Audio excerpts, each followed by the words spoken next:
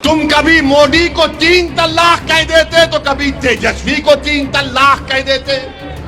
तुम कभी उनसे वलीमा कर लेते तो कभी इनसे अकीका कर लेते। अरे आखिर तुम हो क्या?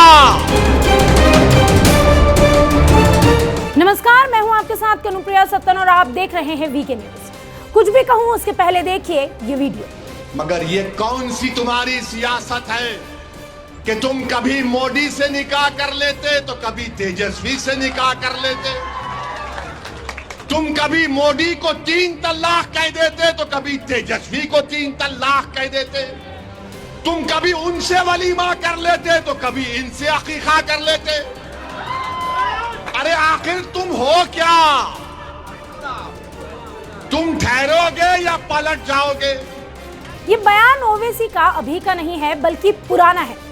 जब इसके पहले नीतीश कुमार ने अपना दल बदला था तब ये बात कही थी असदुद्दीन ओवैसी ने। अब एक बार फिर से बिहार में सत्ता में तो परिवर्तन नहीं हुआ, या यूं कहें कि सत्ता में परिवर्तन हुआ है, और इसको लेकर AIMIM चीफ असदुद्दीन ओवैसी ने आखिरकार नीतीश कुमार पर निशाना साधा ही है।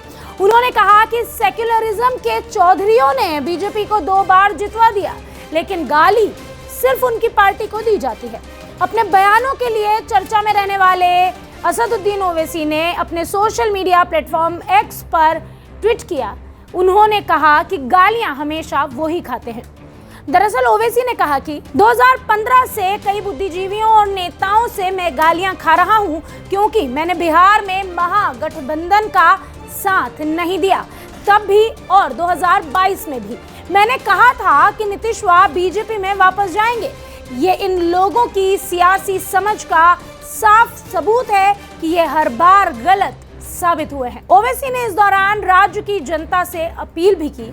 उन्होंने कहा, बिहार की आवाम को अब फैसला करना होगा, या तो आप अपनी सियासी आवाज मजबूत करिए या फिर सियासी लाचारी को अपना मुकद्दर बना लीजिए। ख्वाब एक गफलत में रहना अब मुमकिन नहीं। ये सेक्युलरिज्म के चौधरियों ने बीजेपी को 2 बार जितवा दिया, लेकिन गाली AIMIM को ही पड़ती है। बता दें, असदुद्दीन ओवैसी ने बिहार में सत्ता परिवर्तन होने के बाद बीजेपी, JDU और RJD तीनों ही पार्टियों पर हमला किया। उन्होंने इन तीनों पार्टियों पर जनता को धोखा देने का आरोप लगाया। साथ ही नीतीश कुमार को निशाने पर लेते हुए कहा था कि वो अक्सर कहा करते थे कि ओवैसी बीजेपी की B टीम है, लेकिन अब JDU प्रमुख ने बेशर्मी से उनसे ही हाथ मिला लिया। बिहार में जब से नीतीश कुमार ने हाथ छोड़ा है कांग्रेस का और भारतीय जनता पार्टी का दामन थामा है, तब से लगातार बयानबाजियों का दौर जारी है। हर कोई उन पर कुछ न कुछ लगातार बयान जो है वो दे ही रहा है। हाल ही में राहुल गांधी ने भी कहा कि उन्हें नीतीश कुमार की जरूरत जीत के लिए बिहार में नहीं है। बहरहाल इस पूरे मामले में आपकी क्या राय है, कमेंट बॉक्स में हमें जरूर बताएं। वीके न्यूज, राष्ट्र के नाम।